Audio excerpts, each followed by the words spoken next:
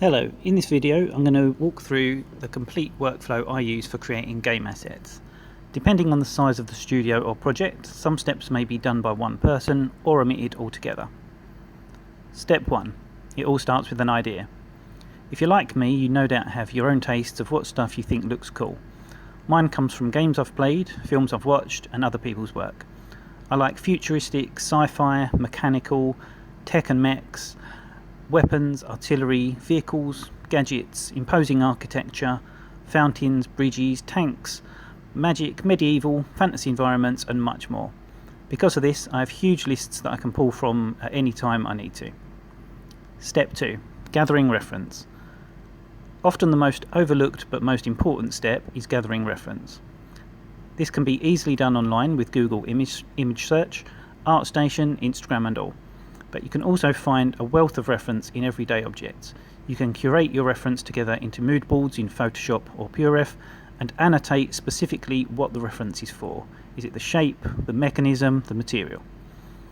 Step 3. Concept art and greyboxing.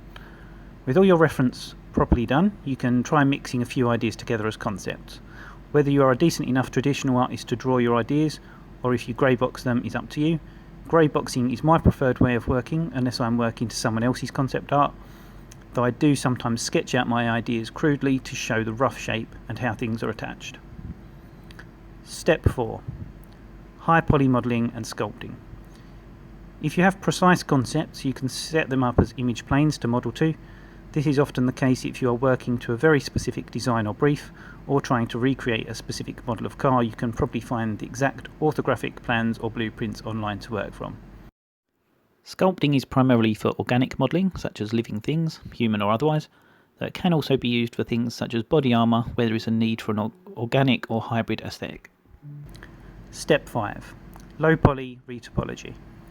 The next stage is to curate a low poly version of your model to bake the details onto.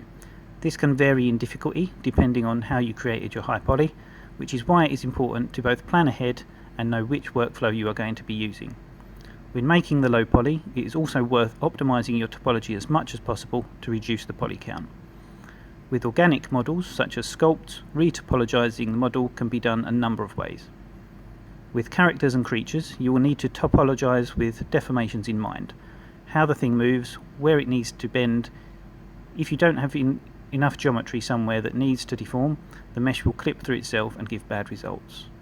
For mechanical models that are to be animated, it can also be useful to think about how joints, pulleys, pneumatics and things that will move for the same reason. The completed low poly stage is the earliest you can then rig the model. Step 6. UV unwrapping. Before we can bake the details, we need to unwrap the low poly model. There are automatic options, but for game assets it's important to do this well, as it saves you a lot of headache down the line. Things to consider are scene placement, repeating textures and overlaying UVs. If you're never going to be able to see the two sides of something at the same time, you could share the texture space. There are some issues with this and it is better to avoid it altogether or use another approach. Step 7. Baking. With the low poly unwrapped, you can now bake the high poly details onto your low poly model. This generates a normal map that will make the low poly react to light as if it were the high poly. It's also worth generating the ambient occlusion map at the same time. If you aren't getting a clean bake first try, you may need to troubleshoot it or manually clean it up. There are a number of ways to do that. I don't recommend moving on until you are happy with your bake. You can also use this stage to bake a colour ID map to create masks to make texturing easier further on. Step 8. Texturing and LookDev. Depending on the complexity of the piece and the way you modelled it, it can be worth setting up natural lighting before texturing if you haven't already. Next, dependent on how many materials the piece needs, I'll set up materials mixed through the masks I made earlier so I can have full control over all parts of the model. There are 3 or possibly more ways of texturing using just Blender. You can paint your own, use photographic textures, or use procedural textures. The best results I find come from a mixture of all 3. As this is a game asset, be aware that the complicated shader trees are not portable to other software or game engines, so once I'm happy with the texturing, I'll have to bake the details down into a set of PBR texture maps. This can be done multiple times to layer effects, decals or damage variations. Step 9. Lighting. The lighting stage is an entire discipline in its own right, and the way you light your asset or scene can drastically alter the mood. With game assets or props, the goal is to show off the work you put in, whether that's the modelling, the sculpting, texturing, or a mix of all three. The majority of the time I'll use a combination and variation of HDRI for reflections and a 3 or more point lighting setup to make sure all the detail is revealed. I may vary the lighting setup in relation to the next step, step 10, planning renders and animations. This step varies depending on what you intend to do with your asset once made, but for my purposes I always do 20 renders, which will be explained in the next step. For game assets, I mostly stick to turnarounds, unless the asset is specifically about some function which would have been rigged once the low poly was completed. I make a list for the renders. The first 10 are a mix of low and high angle shots from around the model at mid to long range. The next 5 are close-ups of specific details in the modelling or texturing, 1 to 2 for wireframes, 1 to 2 for UVs, 1 square render, usually at mid-high 45-degree angle, what I call the hero shot for thumbnails, 1 for colour variations, and lastly what I call the beauty shot.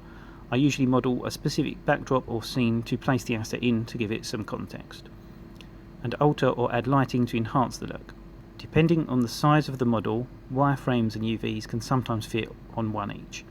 I often duplicate the model and rotate it 180 degrees to have both sides in one shot. When taking renders, I usually set up a basic camera rig as I demonstrated in my other video.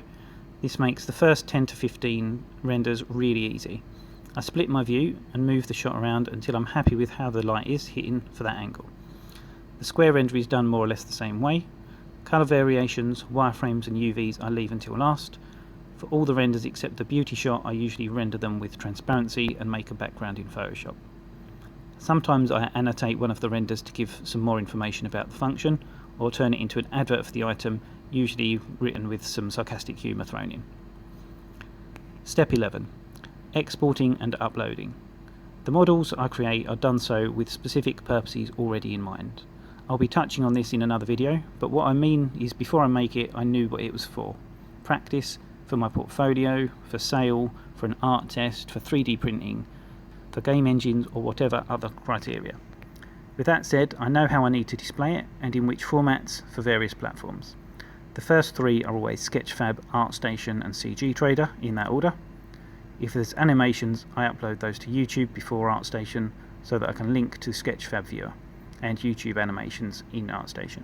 I think you can upload videos directly there, but I usually want them on YouTube as well anyway.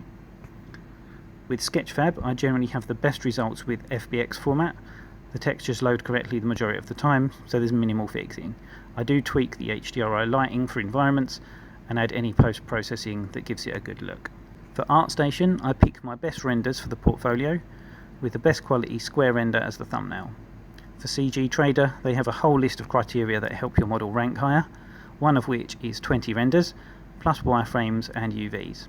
Having multiple formats helps too, so I upload the Blender file, the FBX, OBJ and STL files. Once those sites are done, I usually also upload to Twitter, LinkedIn and Instagram, which again all have their own requirements or preferences. If you found this useful, please consider giving me a subscribe. That's all for now. Thank you and take care.